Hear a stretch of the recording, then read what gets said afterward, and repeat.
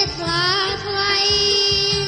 សូមឲ្យបានជោគជ័យសេរីសួស្តីសុភ័ក្រមង្គលចៃយោព្រៃមើមឆ្ងាយចិនណាស់បានចេញមកទស្សនាប្រទេសខ្ញុំសូមទទួលស្វាគមន៍ឲ្យចិនស្មោះសរ